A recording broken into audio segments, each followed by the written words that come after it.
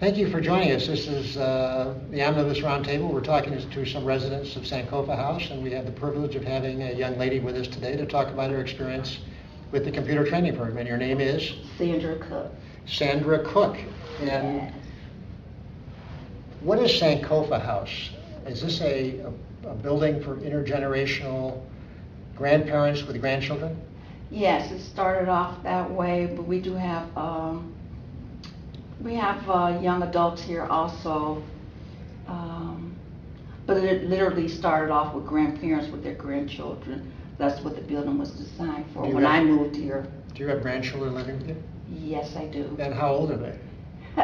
They're 19, 17, and 15. So you're a granny managing... No, I'm a grandmother, not the granny thing. Okay? No, but you are a grandmother. Yes, I'm a grandmother. Don't call me granny. With 3 grandchildren. Yes, I actually have 5. But the 3 grandchildren who are living with you are all teenagers. Yes. And what challenges does that pose for you? Let me put it this way. It's not really a big challenge for me because I've had them 15 years. Mm-hmm. They have lived, they know my ways and I know their ways. So they're normal teenagers. I thank God that they're not bad teenagers out in the street. They're obedient. So I don't really have a lot of that confrontational thing simply because I say I'm not going to deal with that. So I've been blessed. You set down the rules. I'm trying to, put it nicely. I've been blessed. I set the rules. I'm fair but firm. And you now have graduated from the Connected Living Training Program. Yes. And you have a free computer, or you have a laptop computer. Yes, I do. And you have connectivity. Yes. And how is that being used by you and your grandchildren? Well, my grandchildren don't use my laptop. It's for me. They have a desktop.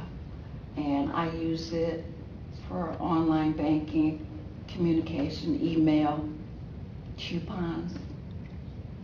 And like I said earlier, it's a good way for me to connect quickly for a dictionary. Have you, dictionaries and encyclopedias are quite amazing on the internet. Yes. Because there's nothing you can't find out almost instantaneously. Absolutely. So you don't have to know that much, you just have to know how to find it. That's right. So this is like I think of the internet as being like a giant card catalog. When you were in 4th grade, you go to the library and they say, here's the Dewey Decimal System. Okay. But now at the internet, you don't just have to go look for the books come to you. Right. And you have access to reading them right there. Yes, I can. Kind of amazing. It is. I'm excited I don't use it every day because I still like to read the book. I have books that I read. But I understand what you're saying. The laptop is just really, like I said, to keep me upgraded, to keep me a little past the basic knowledge of the computer. What other things do you want to learn how to use the computer for that you don't know how to use it for right now? Well, I have problem remembering, how to make my flyers. So you're actually printing flyers out of your... Yeah, to make up flyers, mm-hmm. or whatever else that I need to do. I have one granddaughter now. She makes me birthday cards or occasional cards off the computer. And she does it so well. It's like, okay, I can do that. She's like a graphic designer. Yeah. Do you find it as a common interest that you and your grandchildren have, an additional common interest, the use of the computer? Well,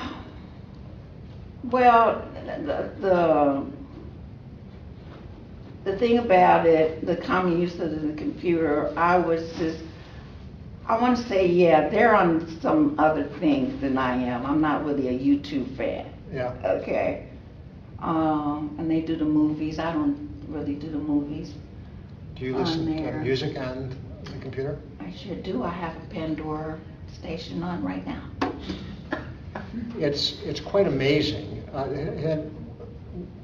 How much do your grandchildren know about your background, where you grew up, where you went to high school, all of your background, as well as your parents and your grandparents? My grandchildren know everything about it. My mother passed when I was young. when I was 10. And my father passed, so they didn't get to know them. I mean, you know, they know of them, but Is this as far as you know, my parents and other older relatives, they don't. Do you think they'd be interested in your background and history or not? Well, they know how to go to our. We do have the family tree. So if they're interested, what happens is we have a lot of family reunions, just for family get-togethers and stuff. So they get knowledge that way. How many? You know, they how haven't many, looked up on a computer or anything, that ancestry. How many people come to your family reunions? Ooh, quite a bit. More than 20? Ooh, yes. More than 50? More than 100. More than 100. Yes, we rent a little place on Jackson Street, and we do dinners, and we just try to keep our family in unity. Mm-hmm. One thing you might find interesting is to consider developing a My Life version of an autobiography for yourself that would be structured into this. We don't have time to talk about it now, but you might want to talk to Kathy or Rosie about it, and you might find it of interest as well as other people here.